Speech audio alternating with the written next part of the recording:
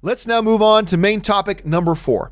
And our fourth main topic today gets sent in to us from Abner Milan, who writes, "Hi, John. Greetings from Monterrey." Well, thank you so much. Monterrey, Mexico. Love your show. Thank you so much, Abner. With all social media talking about Avengers Endgame Ultimate Edition, well, it's ridiculous, or whatever it's going to be called, I was thinking if this big, massive movie cannot dethrone Avatar's record, even with this major boost, quote unquote, re-release, what kind of movie could actually do it? All right. Thanks a lot for the question, Abner, and appreciate you writing in. So let's get a couple things straight here first. Talked about this on yesterday's show, but it is still stunning to me that I'm seeing a lot of misinformation being spread around on social media by people on Facebook and Twitter and Instagram, like just fans saying, "Oh, can't wait for the re-release new extended version of Avengers Endgame." There is still a ton of movie fans out there and Avengers and MCU fans out there who are thinking, number one, this is a re-release. It's not a re-release, and we'll talk about that in a second. But number two, are still thinking this is an extended version of the movie, that there are new scenes being added into the movie. And I'm not trying to be negative about this at all. I just want people who are going to buy tickets to go and see this extra stuff understand what it is they're paying for. Guys, please make sure if you have friends who are talking like this, that they're all excited to go see this extended edition of Avengers Endgame, make sure they know this is not an extended edition of Endgame. This is the exact same movie. They have not added any new scenes or any new footage into the movie itself. The movie is still 100% still the exact same movie. The only thing that's new is they're adding some things because there was no post-credit stuff for Endgame. They are adding some post-credit stuff, including a single, Kevin Feige said, deleted scene. They're going to put one deleted scene in the post-credits. They said there's going to be a tribute, which I'm just going to assume is going to be a Stan Lee tribute, and a couple little fun things, I'm guessing blooper reel stuff. So my guess, according to what Kevin Feige said, is there's going to be one deleted scene, a tribute to Stan Lee.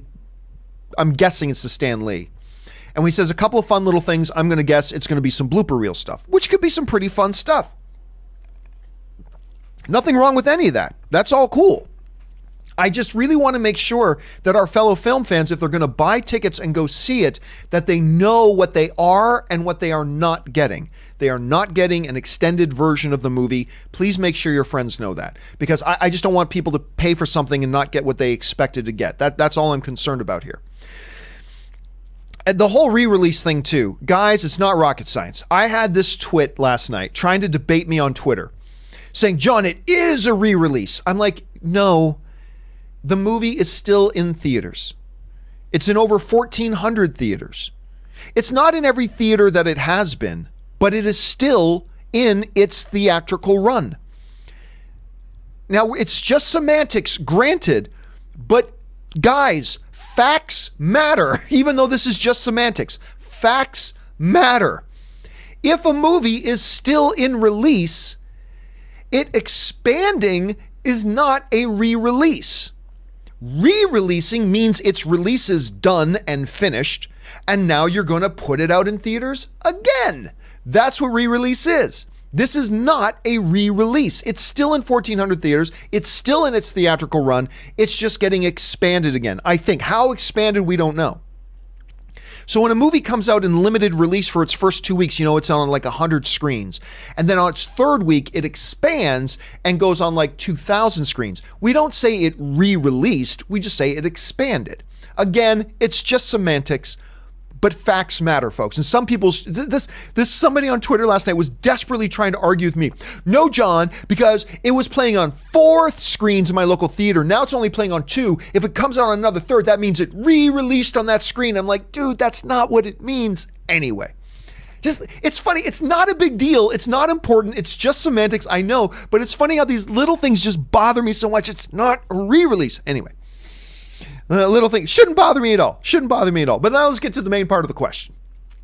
But you're absolutely right, John. Thank you so much for that backing up, Forky. I appreciate it. See, guys, Forky agrees with me and a debate. Anyway, so let's get on to the main part of the question. Avengers Endgame right now is still sitting about 40 something million dollars behind Avatar. It's going to get a little bit of a bump with this new post-credit stuff that they're going to put in there. How big of a bump? I don't know. Will it be enough to catch Avatar? I doubt it. I don't think so, but it's possible. But let's say for a second that it doesn't. What if it doesn't catch Avatar, even with Spider-Man Far From Home coming out and even with this post-credit stuff being added to the movie? Let's say it still doesn't catch it. Falls $15 million short, whatever. The question that comes up is a very interesting one. If Endgame can't do it, even after a slight bump coming from Spider-Man Far From Home, and even after, putting new post-credit stuff into the movie while it's in theaters, if it still can't do it, what the hell will? What the hell will catch this Avatar record? If not Endgame, that opened over $357 million on its opening weekend. Never going to see anything like that again. What could possibly catch Avatar if not this? If not now, when? And it's a good question, because a lot of us in our lifetimes have never seen a complete out-of-the-gate juggernaut like what Avengers Endgame was and is. We've never seen a movie out-of-the-gate juggernaut like Endgame has. And if that isn't enough to catch up to the longevity and all the stuff that Avatar did to get its record, if that's not enough to do it, a 21 film, 11 year, 22 major Hollywood superstars movie that had all this buildup and everything with this sort of out of the gate opening weekend, blah, blah, blah. If that can't catch Avatar, can anything? I'm going to say this. If Endgame doesn't catch Avatar, I'm going to say that nothing will in the next 5 years. Something eventually will catch Avatar. Something eventually will. But I don't think within the next 5 years. I don't see anything on the radar in the next 5 years that really legitimately has a chance right now of catching what I don't think a Star Wars movie is going to do it. Hell, I don't even think an Avengers 5 will do it, because Avengers 5 isn't going to be a 21 film build-up, accumulation, the Infinity Saga all wrapped. Even Avengers 5 isn't going to be that. So I don't think a Star Wars movie is going to do it. I don't think a DC movie is going to do it. I don't think a Marvel film is going to do it. I don't think a Bond movie is going to do it. I don't think a Bourne's movie is going to do it. I don't think a Harry Potter movie is going to do it. Nothing in the next 5 years. Outside of 5 years, probably eventually at some point. But then the question becomes, the movie that does eventually catch Avatar, what movie will it be? John, if you're saying you think something will eventually catch Avatar, but you don't think it'll be MCU, you don't think it'll be Star Wars, you don't think it'll be Harry Potter, then what's left? What could possibly catch it? I would suggest this, and I've mentioned something like this before theoretically, but I think it comes into play here. When you look at, before Endgame, the top 2 box office movies of all time, weren't a Star Wars movie, wasn't a comic book movie, wasn't any franchise movies. Before Endgame came out, the 2 all-time biggest movies ever were 2 single, non-franchised, standalone movies.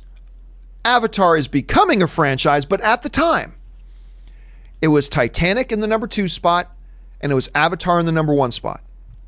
2 films that were not a part of franchises, that didn't have 5-year buildups, that weren't part 4, that weren't, whatever, any other type of descriptor you could add to it. Wasn't any of that. All the things we now attribute to major big blockbuster movies.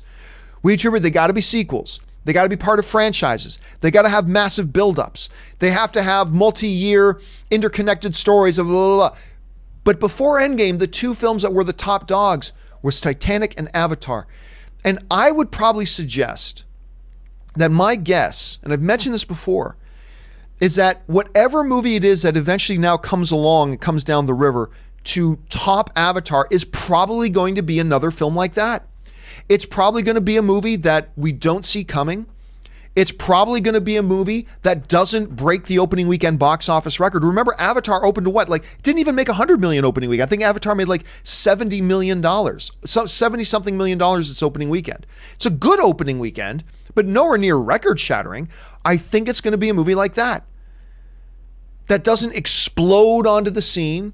It's going to be a movie that comes out, gets great reviews, gets great word of mouth, that people just keep coming back again and again and again and again and again and keep wanting to go see this movie. It's going to be one of those. I don't think it's going to be a franchise. I don't think it's going to be a sequel. It's going to be an Avatar or a Titanic, a standalone movie that comes out of nowhere and just captures the pop cultural consciousness. And I honestly think that's going to be the movie that tops it.